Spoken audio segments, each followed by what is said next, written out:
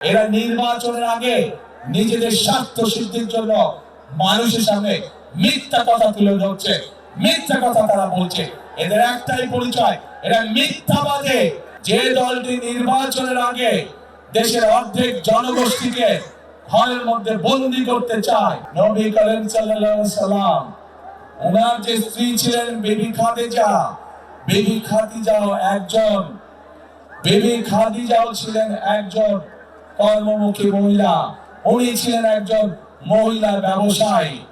আজকে যেই দলটি, যাদের নেতা আজ বাংলাদেশের নারীদেরকে একটি খারাপ কিছুর সাথে তুলনা করেছে, তারা বলে তারা ইসলাম কায়েম করবে, কিন্তু নবী করিম সাল্লাল্লাহু আলাইহি ওয়াসাল্লামের স্ত্রী পর্যন্ত, উনিও পর্যন্ত একজন ব্যবসায়ী ছিলেন। তাহলে আজকে কোথায় গিয়ে দাঁড়ালো বাংলাদেশের নারী সমাজ তথা তাবৎ পৃথিবীর নারী সমাজকে কিভাবে অপমান করা হলো? যে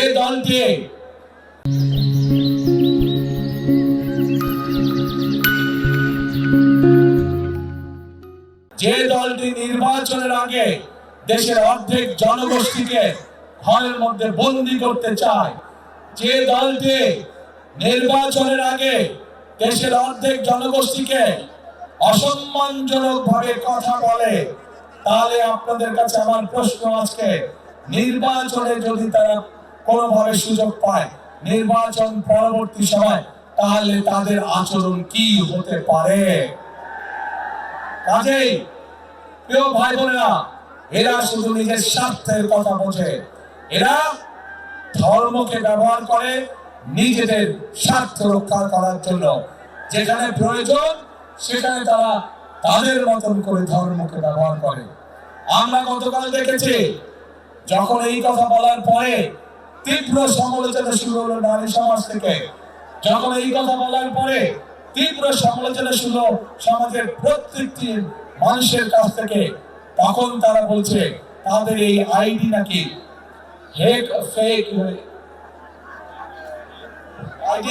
হয়ে গিয়েছিল। একটি রাজনৈতিক দলের একজন সিনিয়র নেতা জনগণের সামনে নির্বাচনের আগে এইভাবে মিথ্যা কথা বলছে, দলটি পর্যন্ত মিথ্যা কথা বলছে, তাদের আইডি বলে হ্যাক হয়ে গেছিল, অথচ আইডি হ্যাক হয়নি তাদের। কাজেই এরা নির্বাচনের আগে নিজেদের স্বার্থ সিদ্ধির জন্য মানুষের সামনে মিথ্যা কথা তুলে ধরছে, মিথ্যা কথা তারা বলছে।